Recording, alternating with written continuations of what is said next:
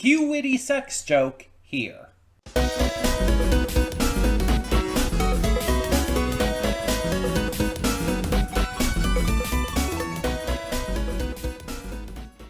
Hey everyone, welcome to Princess of Gay. I'm your host Connie, and today we are here with my blind reaction to episode 3 of New Panty and Stocking. And things are getting pretty crazy. This series is a pretty wild show, and now that we are kind of out of, closing out what happened at the end of the first season, we're able to kind of touch on the more zany side of things. It's got less stakes, but it can get weirder and wilder. And last episode featured full-on fucking nudity. And not from Panty and Stocking. Not from the characters we'd actually want to see naked, but no, from these Yu-Gi-Oh! Card game uncles. One of the segments from the last episode featured this Yu-Gi-Oh! / Magic the Gathering card game kind of thing, but all the monsters, quote-unquote, were uncles, and they were all just, cringy, stupid meme kind of things. And we got to see full dick and ball, which I was not expecting at all. And also, one of Panty using a combination to have this one uncle shove a dildo up his ass and climax to make himself stronger. Because why the fuck not? It was pretty crazy. And I did find out something, by the way. So between last week and today, I found out apparently why they don't say repent motherfucker anymore and say repent bitches. Apparently Amazon is translating things more accurately from the Japanese with this season. And in the original Japanese, the word they were saying kind of translates to either bitches or sluts, that kind of thing, rather than motherfucker. And it's a case of the first season when it came out and when it was dubbed, they took liberties. They took a lot of creative ideas and, didn't just translate it, but they Americanized it. Because, that's the joke of Panty and Stocking in the first place. It's a parody of American culture and cartoons. Just with, as much vulgarity as possible. And there's a word for it, I'm not thinking of it. Americanization works, but it's not what I was trying to think of. But the Americanization of it, the way they change certain phrases and terms and stuff for the dub with the first season, is part of what gave it the charm it had. And it was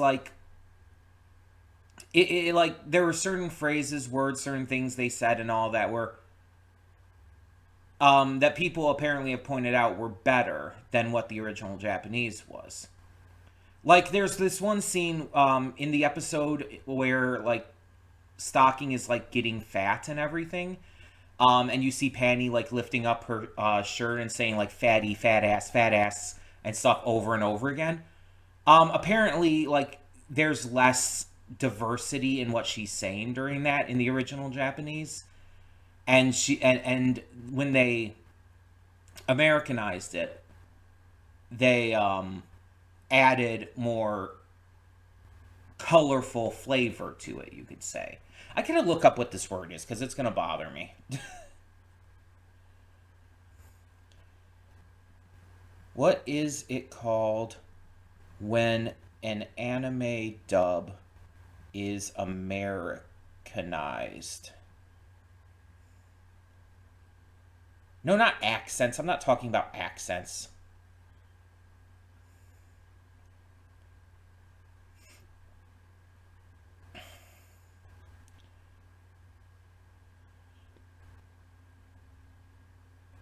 There's a very specific word for it, and I can't think of it. Hold on, I got an idea. Americanization synonym.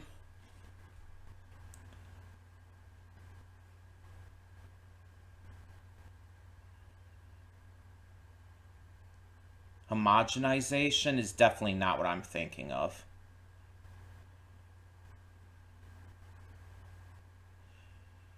I don't know if this, the thing is, I don't know if this word is used outside of like anime culture.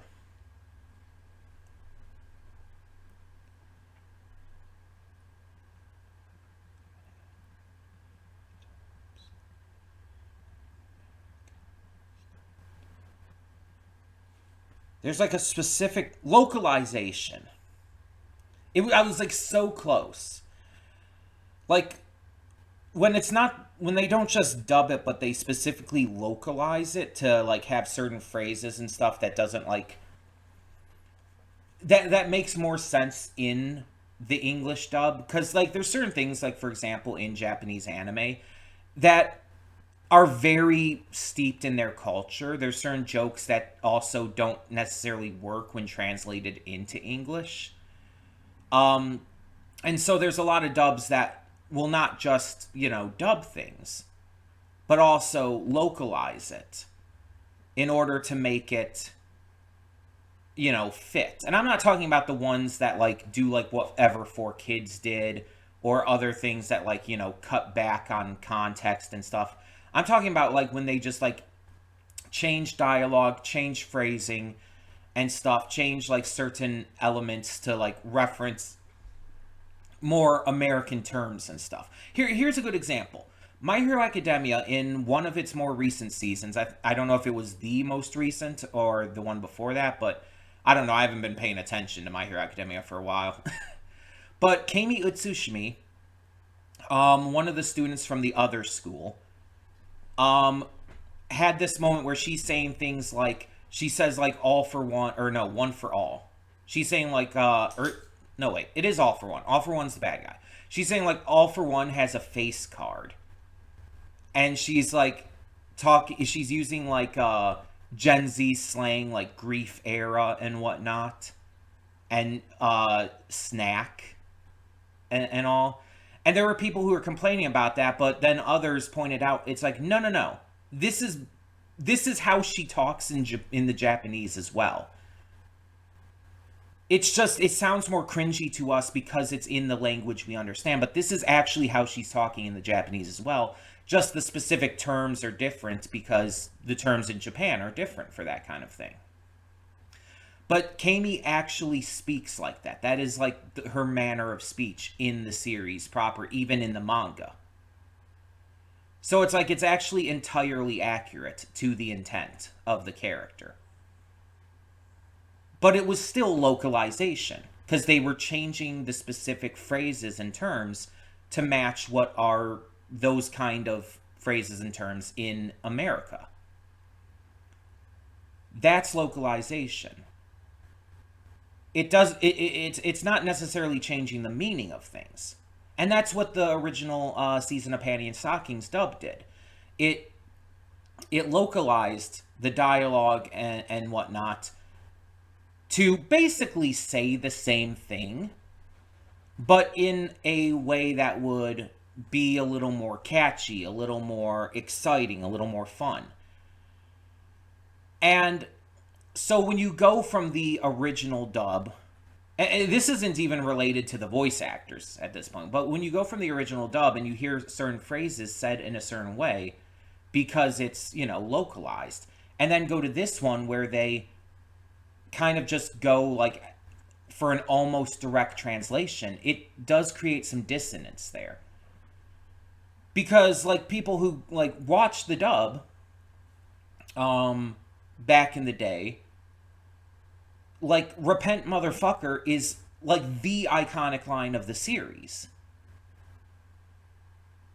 And so having it go to repent bitches is just like, it just doesn't sound as good. Because it's not what we're used to. And it's a minor issue, to be fair. It's not like this big world-ending problem, but it is an issue. And I wanted to touch on this because I had been talking about this for both of the first two episodes. It's like, wait, repent bitches? Did they change it? And it's like, yes, they changed it back. I still think repent motherfuckers sounds drastically better. It rolls off the tongue better. It sounds more like, for lack of a better word, aggressive, which is what it's seemingly trying to go for. And it's just like, repent bitches just doesn't sound as interesting. Also, considering Panty and Stocking themselves are often called bitches, like, it also just kind of sounds like they're attacking themselves almost. You know? And again, I know it's a translation thing. I know there's like the differences and everything, but still. It just... The localization for season 1's dub was almost necessary, and it made it so much funnier. And I think it's one of the biggest reasons why, with the first season, I found the dub to be the main reason I love the series. And if you like the sub, that's fine. I don't necessarily have anything against the sub. I just don't like it as much. I don't think it's as impactful. I think it's not as funny. It's not as interesting. And it's again, it's nothing against the dub VAs. It's specifically, I think, because... Or nothing against the sub VAs, rather. I think it's specifically because the dub did localize the dialogue and made it more funny for a general American audience I belong to. It made it funnier to someone who, views things in that way. And remember, I didn't also watch Panty and Stocking when it first came out. I watched it a year or two ago? So it's like, it's not as old for me. So it's not even a matter of the time period. It's just, it was that much funnier. And I did check out some of the sub. It did not hit the same way. It was not as funny. And this season so far has not been as funny. And I think that might be the reason why. And don't get me wrong, it's still been funny. It's still, been Panty and Stocking. But it's not on the same level. And I don't remember if I said this last time or not, but if the first season was this level, I don't know if I would have finished it.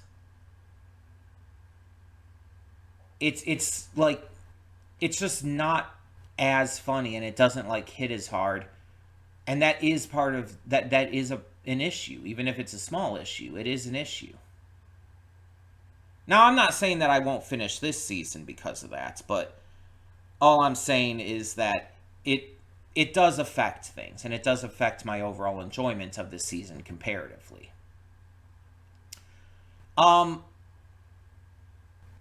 But as long as I'm still having fun, I don't see this issue being anything major for me. I don't see it hurting anything. It's just that I'm probably going to end up liking season 1 better. It's just going to be a thing. And that's fine. As long as I still enjoy this, that's what matters. It doesn't have to be better. As long as it's still close enough to the same level, to where it's still able to be enjoyed, that's good enough for me. But we've been talking way too long. I know these pre-thoughts are going on too long, so let's get into the reaction and see what we have in store. Hold up just a sec. Before you click that link down in the description below to get to today's video, I want to remind you of all the awesome content we have both on this channel and the Princess of Gaming channel. Let's check it out.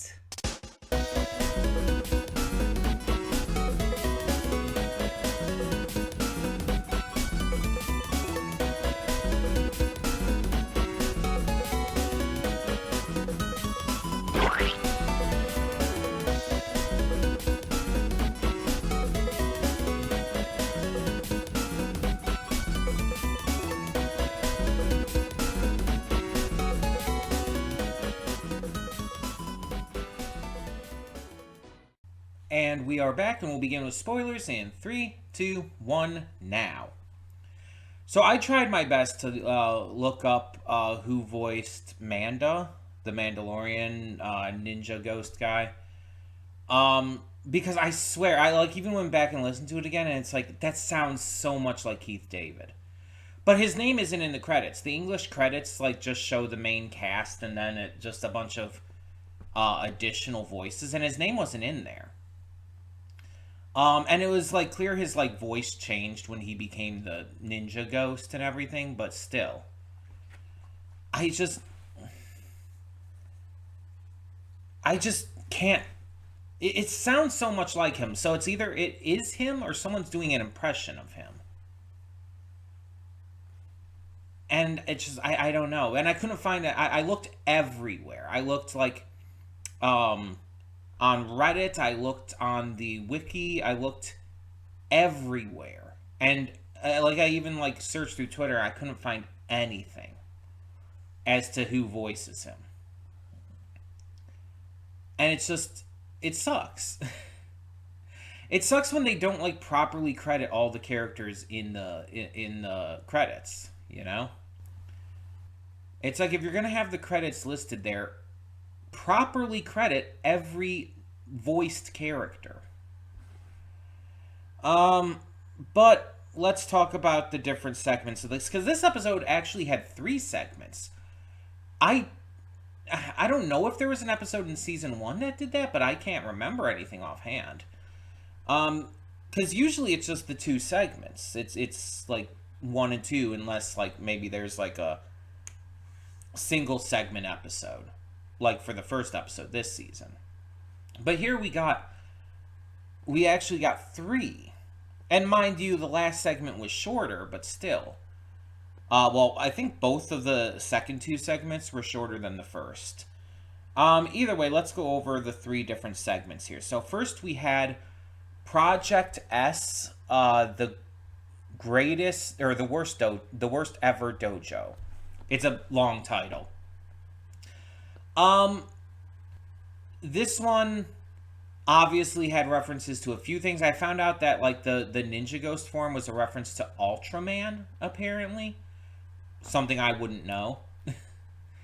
But obviously there's the references to Karate Kid and Mandalorian and whatnot. But we have Scanty working with Stocking, which is very interesting, because Panty and Stocking have another fight, as they do. And so these two instead team up for this mission, while Nisox is off trying to make money. It's an interesting pairing for sure. Doesn't really lead to too much. They try to add in this kind of message about older and younger siblings, and it's just they don't take it seriously because it's Panty and Stocking. It's not really meant to be taken seriously, but they kind of play around with the idea nonetheless.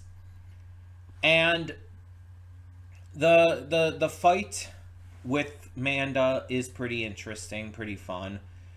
There's some good humor to it.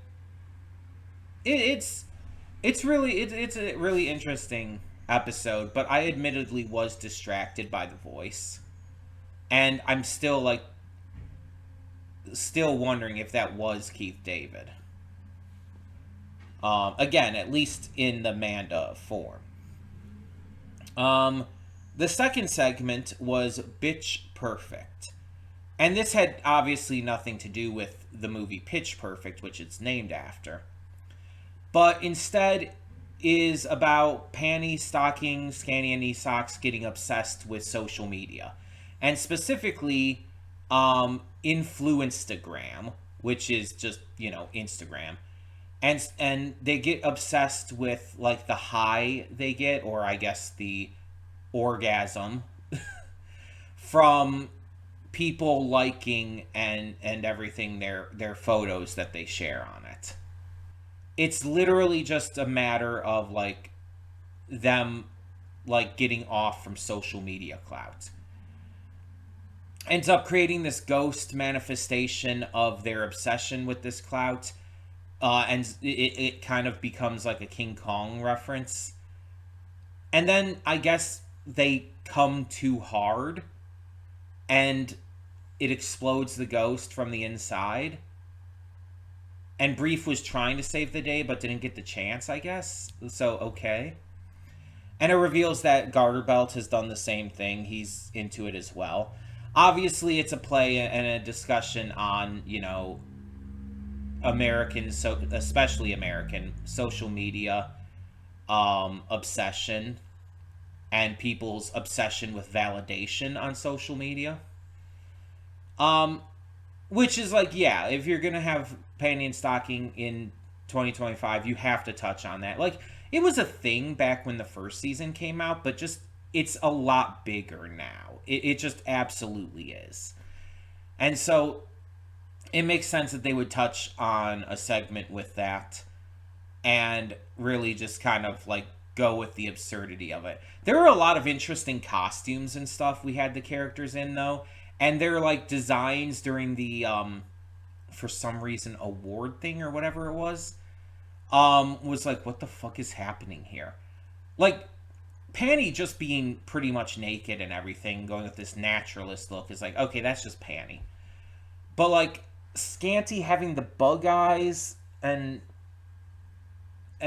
Stocking being like super buff, and it's like, what the fuck is happening? What is even happening? I don't even remember what knee socks was like. Hold on, let me look that up real quick. Um Oh, I almost got that perfect. Oh, knee socks is just like in a different outfit, I guess. Cause yeah, Scanny has the weird bug eyes and the like Statue of Liberty crown. Oh yeah. Knee socks was like super thin and tall. And then again, Stocking is like ridiculously buff. But like right before it like shows them and everything, it also shows like the panel of judges that are literally just the America's Got Talent judges, which is really funny to me because America's Got Talent is currently airing. Like the season 20 of America's Got Talent is currently airing, and so it's like that timing is excellent. Um, so that's a really funny little gag for me. But like we look back at like some of these outfits and stuff. I want to look back on that real quick because they had like a plethora of different outfits. First, we see like Scanny and knee socks in these kind of like really fancy like rich girl outfits with like the pearls and the rose. Um, and then it shows them in kind of like these business suits with striped ties and colored glasses, which are, kind of hot. Japanese kimonos, just sexy swimsuits, which I don't think these are the same swimsuits from that episode, from the beach episode in season 1. But still. There's other outfits I'm trying to find here too. It's after like Panty joins in.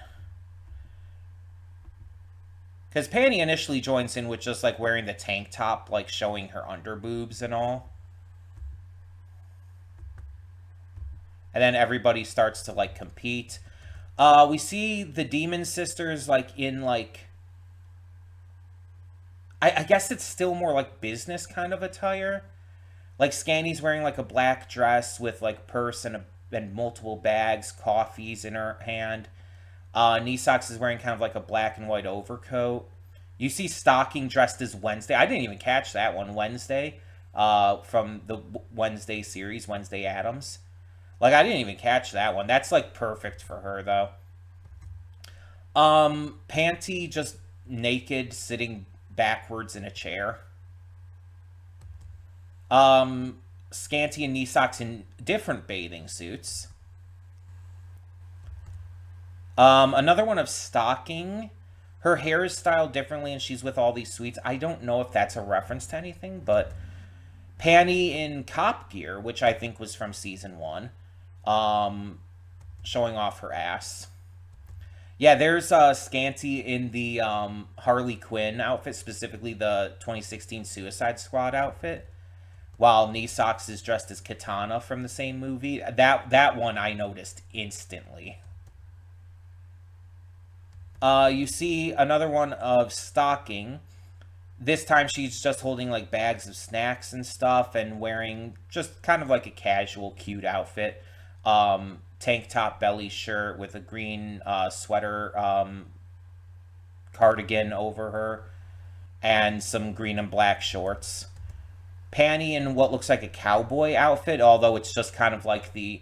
She's not wearing anything under like the cape veil thing and not wearing anything below except the belt either, because Panty. Knee socks is in a corset, a white corset here. Scanty is Maleficent. I noticed the Maleficent one. Then you see Stocking pulling an airplane, like she has it like strapped her and she's pulling the airplane. Is that how she got buff? Like that's not even like a special outfit. It's just, is that how she got buff? That's got to explain that. But yeah, there's all these like different outfits and stuff, and it's like pretty interesting to see, pretty fun as just a idea, as a concept. Um, and just like going back and looking through all of those is pretty cool too. The third segment though was unexpected because I really didn't expect a third segment here. It was called Fucking Furious. It was basically a follow up to the sperm segment from the first season. You know, where it was like a war kind of situation, maybe like, I don't know, D-Day or something. But it was like the sperm like going through like this war this entire war scene, and it was like super ridiculous and dumb. And this is obviously a follow up to that, except in this case, they're the cast of the Fast and the Furious. Like Vin Diesel, Paul Walker, The Rock, all of them. And it's just a reference to that, with them trying to like, I guess, make it to Panty's womb.